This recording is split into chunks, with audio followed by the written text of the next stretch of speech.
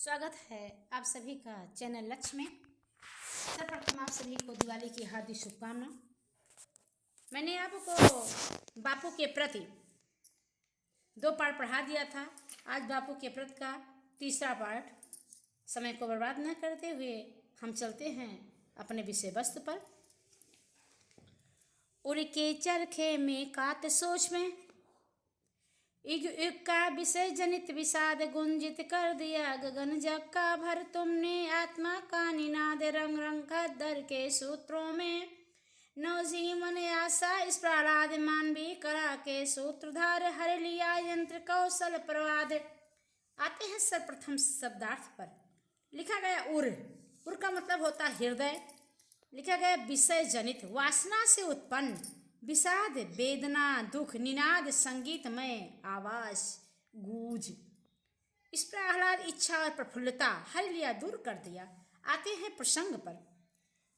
प्रस्तुत पद्यावतरण में गांधी जी के आत्मिक विकास और नवयुग निर्माण में उनकी भूमिका का उल्लेख स्मितानंद पंत जी ने किया है कि उड़ के चरखे में कात सोच में एक का विषय जनित विषाद। कभी गांधी जी को संबोधित करते हुए कहता है कि आपके द्वारा संचालित चरखा आंदोलन केवल भौतिक उद्देश्यों को प्राप्त करने के लिए ही नहीं था, बल्कि वह उस आंदोलन का उद्देश्य अपनी आत्मिक शुद्धि करना भी था। कवि का कथन है कि महात्मा गांधी द्वारा जो संचालित चरखा आंदोलन केवल भौतिक सुख सुविधाओं के उद्देश्य की पूर्ति करने के लिए नहीं था, वह केवल आर्थिक हितों को ध्यान में रखकर ही नहीं चलाया गया था, बल्कि उस आंदोलन का लक्ष्य था अपनी आत्मिक शुद्धि करना। गुंजित कर दिया गगन जग का भर तुमने आत्मा का निनाद। आपने उस चरखे के समान ही अपने हृदय के चरखे पर कितने ही ईगों से छिपी हुई वेदना को काट कर उसका रूप परिवर्तित कर दिया। भौतिक वासनाओं का परित्याग कर आपने चरखे को गूंज के साथ आत्मा के आनंदमय संगीत को गगन में गुंजायमान कर दिया। रंग रंग खद्दर के सूत्रों में नवजीवन आशा इस प्रहलाद। चरखे से काटी गई सूत से बनी खादी को रंगने के साथ ही आपने उस खादी में जीवन की नवीन आशा और उल्लास को भी भर दिया तथा मानव जीवन के लिए नवीन युग और एक नवीन कला का सूत्रपात किया। मानवीय कला के सूत्रधार हर लिया यंत्र कौशल प्रवाद। हे नव आदर्शों के निर्माता, जहां आपने एक और युग की वासना से उत्पन्न वेदना का अंत किया, वहीं आपने यंत्रीकरण से उत्पन्न संघर्ष एवं दुख को भी दूर किया और आत्मिक ज्योति से प्रकाशमान एक नवीन सभ्यता का प्रारंभ किया।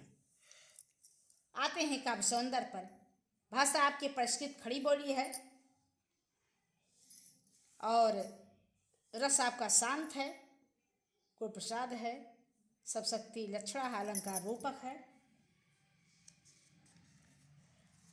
चलते हैं आपका अगला साम्राज्यवाद था कंसवंदनी मानवता पशु बलाक्रांत अश्रृंखला दासा प्रहरी बहु निर्मम शासन पर शक्ति भ्रांति कारागृह में दे दिव्य जन्म मानव आत्मा को मुक्कांत जन शोषण की बढ़ती यमुना तुमने कीन्नति पद प्राण शांत।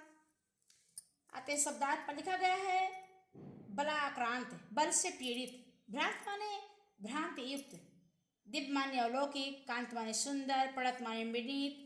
आते हैं इसके प्रसंग पर। यहाँ पंत जी ने स्पष्ट किया कि गांधी जी ने कैसे विदेशियों को भगाकर भारतवर्ष को मुक्त किया, स्वतंत्र कराया। कि साम्राज्यवाद था कंसवंदनी मानवता पशु बलाक्रांत। पंत जी कहते हैं अंग्रेजी साम्राज्यवाद भारतवासियों के लिए कंस के समान था। भारतवासी जेल में कैद देवकी के समान पीड़ित थे तथा मानवता अंग्रेजी साम्राज्यवाद पर आधारित अत्याचारों से पीड़ित थी। उनके पैर प्रतंता रूपी बेड़ियों से जकड़े हुए थे।